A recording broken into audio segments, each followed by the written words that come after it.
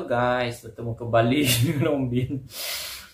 Oke guys, hari ini Om Bin nak mereaction lagi video. Dan sebelumnya video kali ini Om Bin nak reaction daripada Ivy yang pelajar dia ni suku Chinese di Malaysia.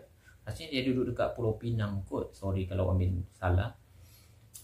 Dia duduk dekat Pulau Pinang, Penang, dan beliau belajar dekat Jogja. Okay guys, rasanya dia ni sekarang pun masih dekat Jogja lagi dia belajar. So IB nama dia guys. Sorry sebab sebelumnya Om pernah mereaction pengalaman dia di Indonesia.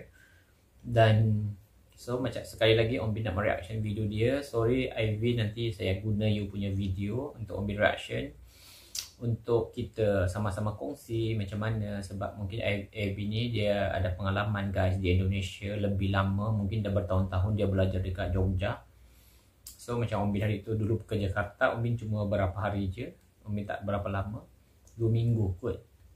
So kita bukan guys nak membanding-bandingkan ke apa guys, tapi kita macam sama-sama berkongsi info, maknanya apa yang mungkin ada di Indonesia, cara di Indonesia ataupun cara di Malaysia, macam tu yang berdasarkan pengalaman beliau lah. Okay guys, Om Bin suka juga guys tengok video-video dia, sebab yalah menarik kan, kita macam ada pengetahuan, mungkin terutama kawan-kawan kita daripada Singapura, daripada mungkin Brunei ke Malaysia yang maknanya akan melancong ke Indonesia. So sedikit sebanyak diorang dah tahu lah lebih sikit, walaupun sedikit. Okay guys, macam biasa Ivy Pan dia kata tajuk video dia suspek membawa narkoba. Narkoba tu guys, kalau di Malaysia tu dia dipanggil dadah, DADAH, dadah. Okay, narkoba. So dia drug lah, kalau dalam bahasa Inggeris dia drug. Dia kata suspek membawa narkoba, pengalaman lucu orang Malaysia di Indonesia gitu. Okay, wow. Mesti best guys. Om macam tak sabar nak tengok. Okay, so tanpa kita berbasa-basi, kita langsung saja guys reaction video dia. Tapi sebelum tu guys, Om Bin mengucapkan thank you so much kepada korang yang suka maknanya yang dah support video-video daripada Om Bin. Thank you pada korang yang mungkin dah like, komen, dan terutama yang korang yang dah subscribe. Terima kasih guys. Hanya Tuhan saja membalas korang punya budi baik lah. Okay, wow. So jangan lupa guys subscribe juga admin kita Ivy kot nama dia. Okay guys, so tanpa berbasa-basi lagi, langsung saja kita tengok video dia. 1, 2, 3, play. Halo teman-teman, perkenalkan saya Ivy, dan hari ini saya mau sharing pengalaman lucu pas saya kuliah di Indonesia. Nah, dengan semua permulaannya, yaitu perkenalan dengan nama. Ya, mula-mula saya sampai di Indonesia, saya mengobservasi satu hal yang bikin saya sangat heran, kerana saya mendapati ada banyak teman-teman Indonesia itu namanya mirip seperti nama bulan. Misalnya Aprilia, terus Juni, Octavia gitu. Terus mula-mula saya fikir, kok seperti nama. Betul tu guys, ada juga Om Bin tengok, tapi okey lah, macam Octavia kan macam sedap didengarkan dia punya nama tu. Okay, bulannya. Tapi akhirnya saya tahu itu bukan sesuatu kebetulan, tetapi itu sengaja dikasih nama bulan lahirnya sebagai sebagian dari namanya. Jadi dari sana saya tahu, kalau namanya Aprilia berarti itu ulang tahunnya di bulan April. Jadi saya tinggalin cuman hafal itu tanggalnya aja, bulannya sudah siap ada di namanya. Saya tak sadar bahwa ini adalah satu trend di Indonesia, sehingga mula-mula saya sampai di Indonesia ya, kalau saya kenal satu Mas Juli, udah saya save di HP saya Mas Juli. Tetapi guys, itu satu kesalahan yang sangat besar. Karena pas saya minta, oh kamu telefon Mas Juli aja. Pas saya buka kontaknya, Mas Juli yang mana? Oh my god, Mas Juli yang penjaga kos, Mas Juli yang di laundry, Mas Juli yang di kampus, yang mana Mas Juli? Jadi sekarang saya udah pinter. Di belakang Mas Juli saya nulisnya itu untuk apa? Karena biasanya aku save kontaknya, saya nggak save. Oh itu tujuannya untuk apa? Saya usahakan ingat. Oh orang ini untuk apa? Tapi apa ya? Dari semua Mas Juli, maaf ya saya emang nggak bisa tahu. Oh nomor HP ini untuk Mas Juli yang mana itu. Oke, dan juga guys, saya nggak tahu kalau orang Jawa di Indonesia ya, itu kadang-kadang yang generasi baby boomer, mereka punya satu nama aja. Jadi dulu saya lagi koas ya, jadi saya ada satu pasien, namanya Pak Hartono gitu. Jadi gini, pas saya mau nulis di rekam medis, ya Pak Hartono ya, Hartono apa ya? Jadi apa ya? Saya kirain Paknya lupa nama belakang, lupa nama tengahnya atau gimana. Kak, itu Pak cuman bilang, ya Hartono aja. Jadi saya agak bingung sih. Ya udah saya nulis, ternyata oh kalau orang Jawa mereka biasanya yang generasi atas ya, mereka biasanya cuma punya satu nama aja. Tetapi generasi muda sekarang sudah punya 2 atau 3 nama ya. Karena biasanya di Malaysia cara penamaan kami itu polinimi, bukan seperti orang Jawa di Indonesia itu mononimi dengan satu kata aja. Jadi sekarang saya tahu, oke, paknya, ibunya nggak lupa namanya cuma satu aja. Dan lagi satu guys, yang ini bikin saya paling heran ya. So guys, macam itulah, macam kira kita contohnya macam Om Bin. Oke, kita Morales tu kita punya family nama, gitu. Daripada atuk moyang kita gitu, Morales. Contohnya Jack Morales, Obi Morales, gitu kot. Macam tu lebih kurang. Saya punya satu teman angkatan, namanya Krishna. Oke, saya tahu kalau Indonesia punya pengaruh Hindu yang berat. Dari dulu ada kerajaan Hindu, terus pakai Sanskrit dalam penamaannya.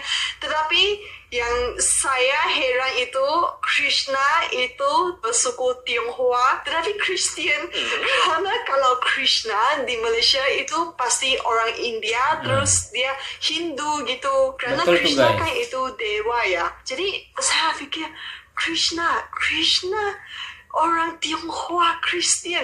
Hanya ini akan berlaku di Indonesia. Wah, luar biasa sekali. Jadi di sini bisa lihat pengalaman itu beliau. Mixture-nya itu percampuran budayanya. Orang Tionghoa beragama Kristian, namanya Hindu Sanskrit. Luar biasa. Yang lagi satu budaya penamaan orang Indonesia yang sampai hari ini saya masih struggle ya, saya masih belajar ya, yaitu nama panggilan. Iya, kalau di Malaysia ya, misalnya nama saya Ivy Pankai, itu otomatis tahu itu nama panggilannya Ivy, nama Kristiannya. Kalau untuk orang India, misalnya Lakshman, siapa-siapa gitu. Terus nama pertamanya itu otomatis jadi nama panggilannya itu sama juga orang Melayu, tetapi kadang-kadang kalau sudah erat perhubungannya dengan teman Melayu, mungkin ada nama panggilan gitu. Tetapi kalau di Indonesia ya, itu ada nama panggilannya, tetapi nama panggilannya tidak sama dengan nama aslinya. Jadi mula-mula saya udah struggle mau ingatkan nama Indonesia karena saya baru sampai di Indonesia ya. Sekarang saya harus hafal nama panggilan teman, dan kadang-kadang kalau saya panggil nama teman panggilnya Fu, itu kasar, dan saya agak sadar. Misalnya saya ada satu teman seangkatan ya, namanya Lely Cynthia.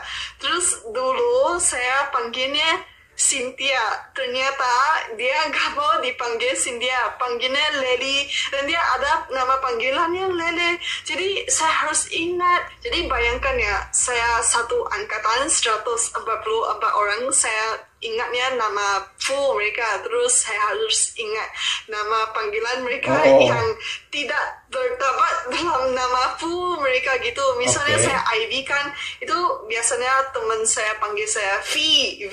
Dan lagi satu ya, saya sampai hari ini saya nggak dong ya, itu kalian sudah tahu nama saya IVY, tetapi sepertinya teman-teman Indonesia sengaja panggilnya salah gitu. Ifi, bukan pakai VY tapi pakai FI atau pakai VI atau PI gitu. Jadi saya rasa agak heran sih, kenapa teman-teman Indonesia suka gitu. Mungkin apa ya, itu budaya orang Indonesia gitu. Tetapi dengan ini saya tahu setiap kali saya pesan cake saya harus cek. Kenapa? Karena saya tahu teman-teman Indonesia akan mengubah tulisan di atas cake-nya. Jadi pas saya pesan cake ya, walaupun saya udah nulis namanya dengan ejaan yang benar, tapi nanti saya dapat itu cake-nya, itu ejaan namanya pasti salah. Jadi ini sudah berlaku 2 kali. Nah, apalagi yang punya nama orang asing seperti saya dan teman-teman saya, jadi itu cenderung itu ejaannya lebih salah gitu. Jadi sekarang saya sudah tahu, beli cake di Indonesia untuk ulang tahun harus cek namanya. Mula-mula saya sampai di Indonesia, ekspektasi saya seperti bulan puasa, bulan Ramadan itu sama dengan Malaysia karena kan sama-sama negara mayoritas Muslim. Tetapi hari pertama ya, saya keluar dari kos, saya ke kampus, saya pengen bersarapan.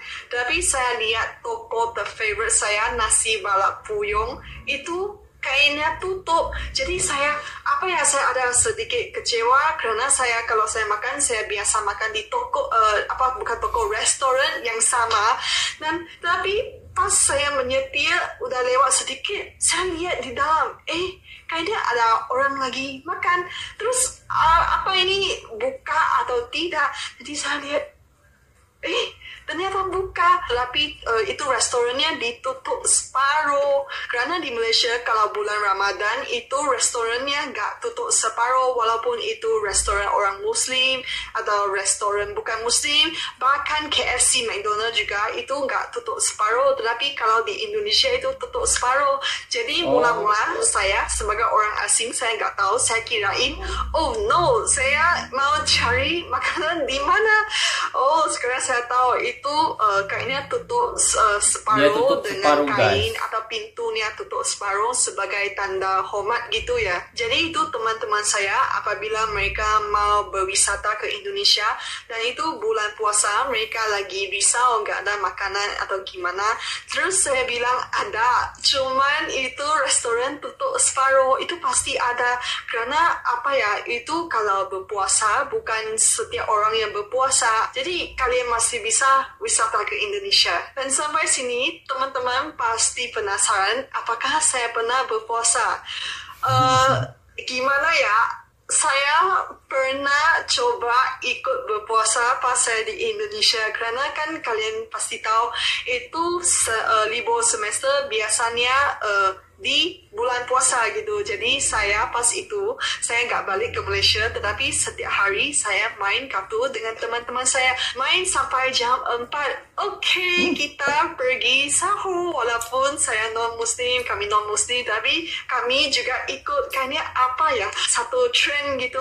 Semua orang sahur, kita juga ikut sahur. Jadi mula-mula saya nggak tahu ya, tetapi itu sepertinya jam 3, jam 4, seluruh kota Jogja hidup gitu, tiba-tiba bisa dengar suara, tiba-tiba banyak orang keluar. Jadi kami bersahur, makan, terus kami pulang ke tidur. Kalau saya tidur sampai jam 4. Bangun, udah jam 4 ya, berarti saya langsung berpuasa ya. Langsung berpuasa sampai berbuka puasa dengan teman saya. Ya, itu pengalaman saya berpuasa. Dan apabila saya cerita seperti gini ke teman Indonesia saya, mereka ketawa, mereka bilang, apa ini ya? ini puasa ala anak kosan. Oh, saya sekarang tahu kalau Puasa ini ala anak kosan. puasa ala anak kosan, tidak apa-apain, tidak menjalankan aktivitas, itu cuma tidur, bangun, nggak apa-apain, ya udah puasa. Itu kayaknya nggak ikhlas ya. Tapi sekarang baru saya tahu ya, oh kalau puasa itu bukan menghindari dari makan dan juga minum juga, itu juga hindari dari nafsu, bukan nafsu seksual aja, tetapi nafsu untuk ngomong buruk, menfitnah atau berpikir buruk, berdosa. Kalau saya merasa gitu ya, saya udah batal puasa. Jadi saya paling senang ya, kalau saat ini sama di Malaysia ada buffet buka puasa di hotel, banyak buffet buka puasa, ada bazar Ramadan, ada banyak makanan, tinggal dipilih, bukan dipilih makanannya, tetapi pilih mau makan di mana, kerana terlalu banyak pilihan. Dan saya juga pernah travel semasa bulan puasa di Indonesia.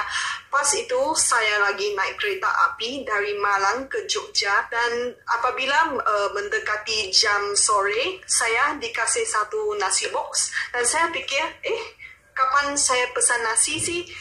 Ya udah, saya udah lapar. Ya udah, saya makan dulu. Nanti saya bayar. Semua orang dapat satu nasi box. Nah, apabila udah jam mulai buka puasa, ada satu announcement gitu. Oh, sudah buka puasa apa-apa, kita mulai makan. Oh ya, ternyata itu gratis. Ini pengalaman yang sangat luar biasa sekali. Untuk mendukung itu semangat berpuasa, itu dikasih makanan gratis. Ngomong tentang travel ya, saya pernah disas membawa narkoba masuk ke wilayah Indonesia. Ya teman-teman, ini bukan bergurau, ini bukan bercanda. Karena kemarin ya, saya pertama kali pulang ke Malaysia dan saya mengeluh ke ibu saya, wah kalau di Indonesia itu udaranya lembab sekali, kerana saya beli lemari, terus itu lemarinya ada jamur, saya cuci, saya ngelap 2 minggu jamurnya nggak pergi-pergi, sehingga saya harus buang lemarinya gitu. Jadi saya udah apa yang udah pasrah gitu. Saya pikir saya harus melakukan sesuatu pokoknya untuk menghindari ini berlaku lagi. Jadi pas di Malaysia saya beli itu serpihan arang batu, kerana itu arang batu bisa meresap itu kelembapan udara. Saya beli dari Daiso. Jadi saya bawa balik ke Jogja. Pas saya sampai dan saat itu bagasi saya lewat itu mesin, saya diminta untuk buka. Dan pas itu saya barusan habis semester 1. Jadi pengalaman saya dan persepsi saya terhadap Indonesia itu seperti orang Jogja, itu ramah, senyum gitu. Itu untuk saya ya, Indonesia itu semua suka senyum, semua positif. Jadi saya nggak sangka apa yang akan berlaku. Saya diminta buka bagasi saya, dan mereka ambil satu paket itu serpihan arang batu. Itu pegawai imigrasinya tanya saya, apakah ini? Saya bilang, oh ini serpihan arang batu. Dan itu pegawainya lihat saya, dan pegawainya panggil lagi 2-3 teman-temannya, semua cowok-cowok besar datang cek bagasi saya. Dan saya masih senyum kerana saya nggak tahu apa yang sedang berlaku ya teman-teman.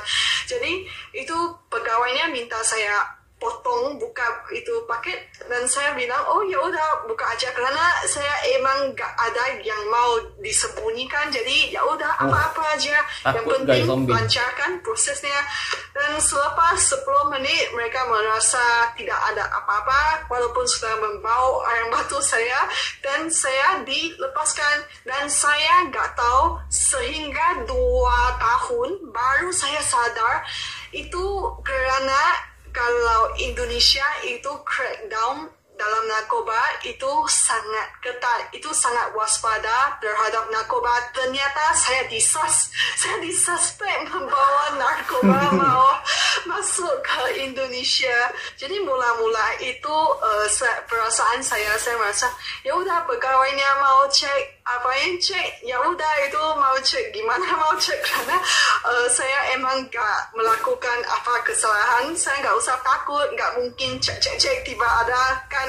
Jadi itu bukan seperti apa ya, bukan seperti kamu di rumah cari sesuatu gak ketemu cari satu kali gak ketemu, terus kamu marah ibu kamu, kok kamu simpan barang saya sembarangan sehingga saya gak dapat cari 2, 3, 4 kali sampai kali 5 tiba-tiba muncul gitu. Wah, kalau gitu ya saya cari dompet saya, wah cari sampai 3 kali 4 kali mungkin gak punya uang, itu uangnya muncul juga ya. Ya, jadi itu pengalaman saya di Indonesia seperti gitu.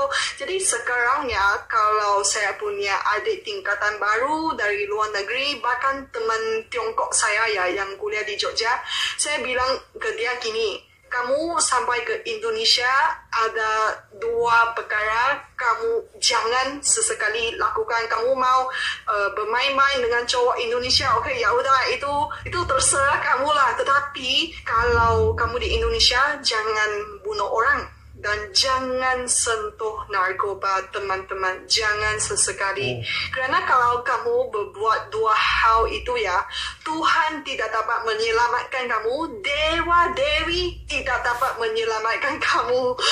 Jadi ini juga saran kepada semua teman-teman ya, jangan melakukan jenayah, jangan sentuh narkoba, itu tidak bagus, kamu tidak akan kecewa atau missing out tidak mensentuh itu.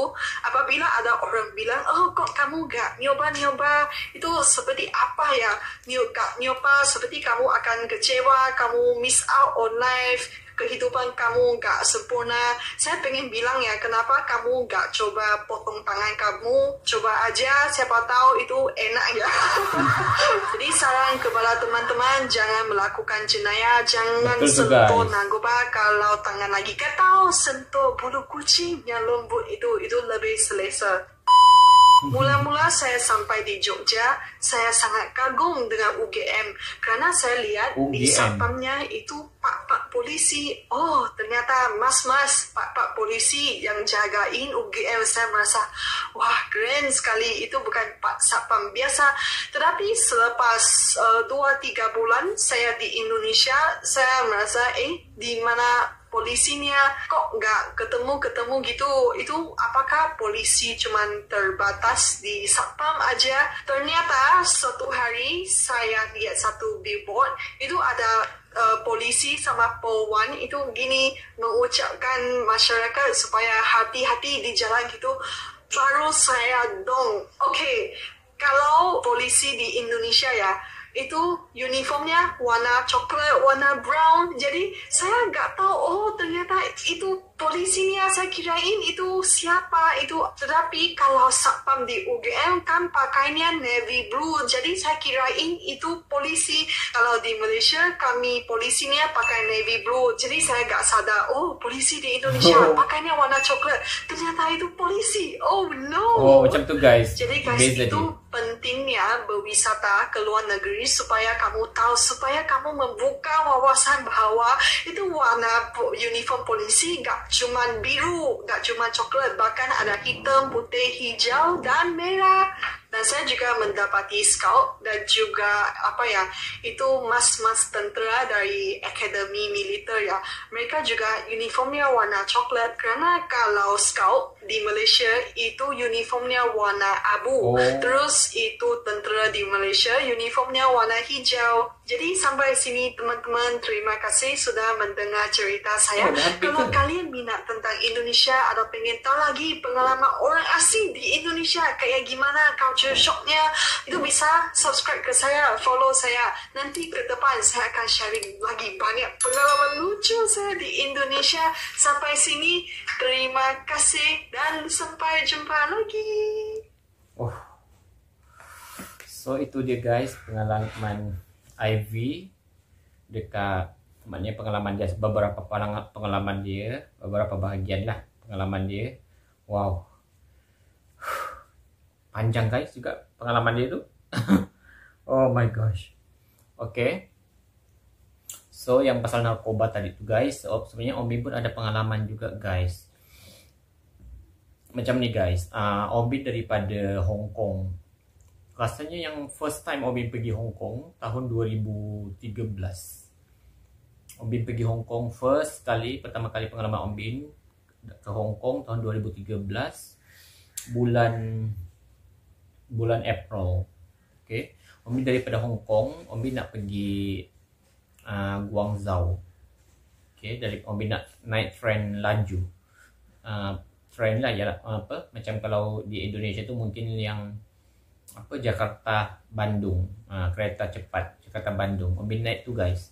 So daripada Hong Kong tu Om Bin tak ada, sebab kan di negara China guys, sebab di Hong Kong yang Om Bin duduk tu, Om Bin dah terbiasa berjalan dan memang ada makanan-makanan yang jenis untuk mungkin yang orang Muslim, yang jenis macam halal. Banyak guys jual kat Hong Kong makanan-makanan Muslim, terutama dekat bahagian yang bahagian Kowloon tu yang Om Bin duduk tu, dekat Om Bin lupa dah guys tempat tu, tapi tempat tu memang popular dekat Kowloon. So daripada situ bila Om Bin pergi guys, Om Bin kena bawa makanan dulu, sebab bila Om Bin sampai nanti daripada Hong Kong ke Guangzhou, Om Bin kan kena cari lagi makanan-makanan halal ke restoran halal. So Om Bin kata nanti untuk menyenangkan, baik aku bungkus daripada Malaysia, bukan Malaysia, daripada Hong Kong ni, Om Bin bungkus guys 2 nasi biryani. Nasi biryani tu dengan ayam dia sekali. So Om Bin bungkus 2 guys, untuk maknanya kira bekalan Om Bin bila dah sampai Guangzhou, dah sampai hotel, Om Bin tu makan, tak payah sibuk cari restoran halal kan.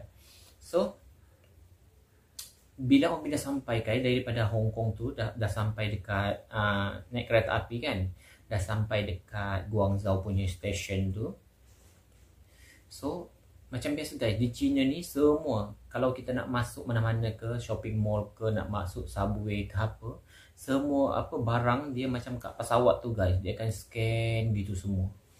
So bila Om Bin dia scan barang Om Bin tu, yang makanan tu, petugas dekat situ guys panggil Om Bin guys. Wow, Om Bin punya lah takut guys. So dia terus tahan Om Bin guys, dia tahan Om Bin, and then dia tanya Om Bin, dia kata you buka barang you. Okay, so Om Bin pun buka lah guys, sebab kita yakin kita tak bawa apa-apa.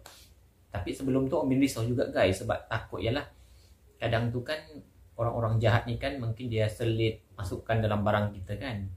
So Om Bin pun buka guys, and then bila Om Bin buka tu, dia tengok guys makanan tu, maknanya nasi dengan ayam. Rupanya guys, ayam tu akan keluar dekat tempat skin dia tu kan, dekat komputer dia tu, dia tunjuk kat situ. Jadi bila dia dah tengok, dia dah check, oh saya cakap ini makanan.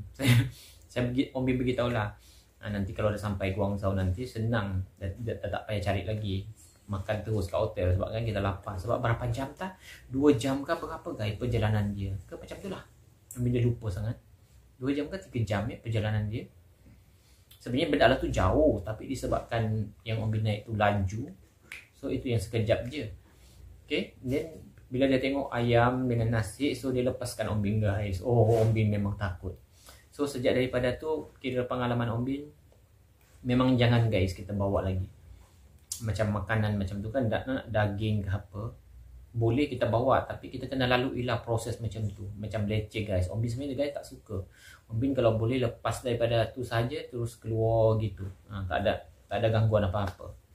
Dan satu lagi guys, pesanan Om Bin pada korang yang mungkin korang yang tak pernah melancong ke luar negara.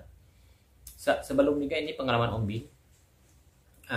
Pertama kali Om Bin biasa melancong dalam Malaysia, so Om Bin tak kisah bawa produk apa-apa ke, macam yalah barang-barang pencuci muka ke, minyak rambut.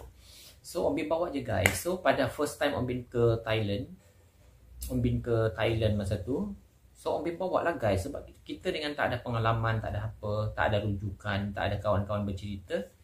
Lepas tu guys, bila Om Bin tengok, Om Bin masukkanlah bawa produk-produk yang Om Bin pakai, pencuci muka, minyak rambut, gitu semua kan, beruh gigi,